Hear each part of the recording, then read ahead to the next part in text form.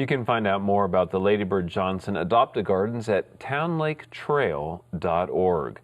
Joining me now is Drew Demler. Drew's welcome back to Central Texas Gardener. Thank you. Drew and I are going to be visiting about fruit trees for Central Texas that can grow in tight spaces. Drew is a fruit tree expert and also one of the creators of bluecollargardeners.com. And as I said, it's a pleasure to have you back on the program. Thank you. It's been a while. I'm glad to be back. Yeah. Well, you know, growing your own food is one of the most popular topics in gardening right now. Everybody seems to be on that. They really want to be able to say that they've grown their own produce or vegetables, what have you. Fruit trees, there are a lot of well-adapted varieties here, but they take up a lot of space for the most part. They can. You know, we talked about pears and certain other varieties that can get really, really large. And I know with today, especially in the newer houses and in the urban areas, the homes tend to be smaller and the lot sizes definitely tend to be smaller. Right. So a lot of people are looking for something that can fit into those smaller spaces. Right. Well, that's what we're going to be focusing on today. And I guess a good place to start is just to talk about the availability of fruit trees generally, because at this time of year in January is when the nurseries really tend to load up. Before we start talking about the varieties of fruit trees, let's tell people what they're going to see in the nurseries.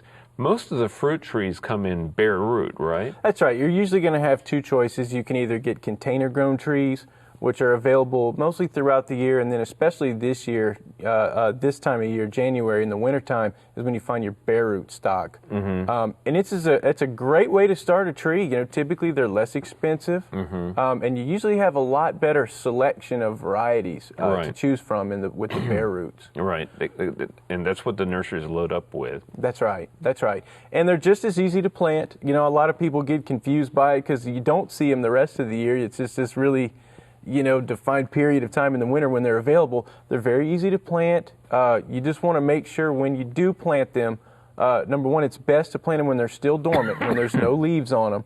And then when you do plant them, you want to make sure that you water them in really good and make sure that you pack the soil in down around all those loose roots and don't leave any air pockets. Other than that, it's very similar to planting any other type of tree, and they should go on ahead and grow just great for you. Okay, so don't be afraid of the bare roots. Don't be, not at all. Just don't buy them late in the season. That's what I tell people. That's right, that's right. You definitely want to try to get to them when the leaves are still off, when they're good and dormant, and they're sleeping. That's when you want to plant them. Okay, so that's what folks will find for the most part. Now let's talk about varieties. Now, one of the groups or varieties of fruit that you recommend that you can find some dwarfs are apples, which surprises me. That's right. You don't typically think of Central Texas as being good apple growing country. We still think of it in places like New York, Michigan, Washington State, but you can grow good apples here.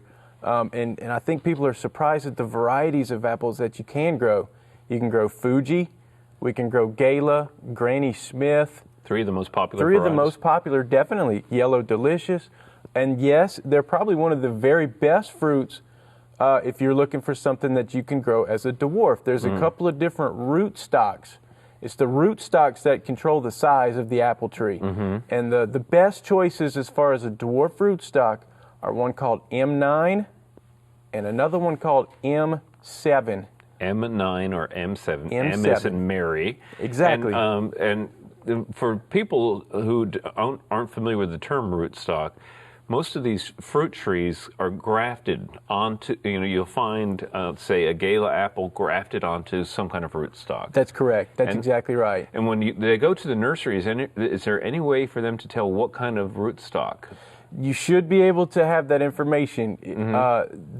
Where you're purchasing the trees from or where you're looking for them should be able to tell you what rootstock each variety of tree is on. That's very important. It's a very important piece of information. It's ultimately going to tell you how well it's going to do with this area wood and then also the size of the tree like we're talking about. So you need to be able to find that out. Okay.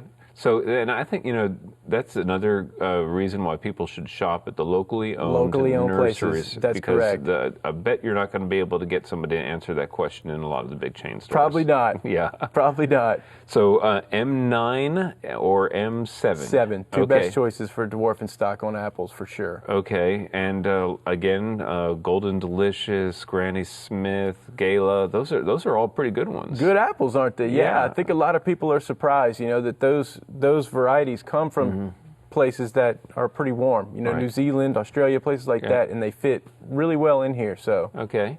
Well, there are other varieties of fruit that people can grow in tight spaces. Now, one that you wanted to talk about is figs, and I think of figs as being a kind of a sprawling plant. They can be. They're more shrub form, but they're very, very easy to control their size with a little bit of pruning work. And there's a variety out there called blackjack. That's a really good one. If you're looking for one that's going to stay small, it maybe only gets about 6-7 feet tall and fits into a smaller space really well. It's a natural dwarf. Okay. Blackjack. Okay, blackjack fig. What are some of your other favorite varieties of fig for this area? I like Alma. That's a yellow variety.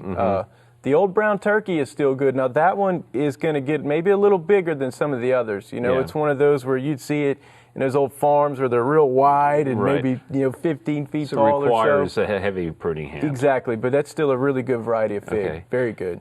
Another variety of fruit that you're real big on are the Satsumas. Yes. Now I want to specify. A Satsuma is one you would want to wait till spring, till we warm up a bit to plant it. Okay.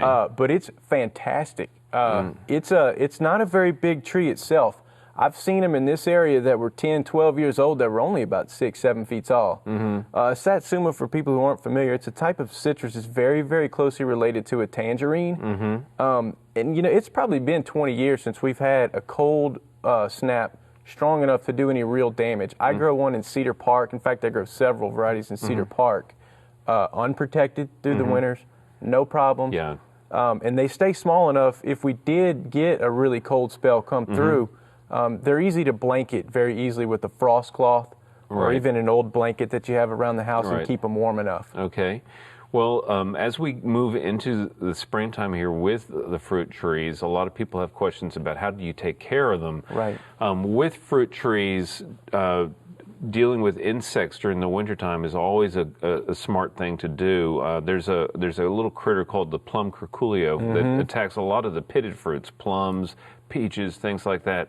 What do we do at this time of year to protect some of these small trees? The best thing you can do this time of year is you want to coat as much of the entire tree that you can reach with dormant oil. Okay. If you're an organic gardener, use neem. Works very well. The best time to apply it is a warm day in the wintertime when all the leaves are off, and you can put it on there pretty thick. A lot of times people will do multiple applications, and I recommend that. Maybe do it once in January, once again in February. And again, you want to coat the trunk, the branches, as much of the area as you can, and that suffocates any overwintering larvae or eggs that may be on the tree. Gives you a clean slate. Okay, real briefly, there's a new product out there that you wanted to highlight, and we only have a short time to do that, but let's talk about it. No problem. It's called Surround, and it's made out of kale and clay. It's a wettable powder, so you just mix it up in a sprayer and apply it just like you would anything else. And you use that during the growing season, and you can apply it to your fruit. You cover the fruit, and it makes this fine gray dust. And the insects can't tunnel through that into the fruit. It does need to be reapplied several times throughout the season, usually about once every 2 weeks, but it's a physical barrier.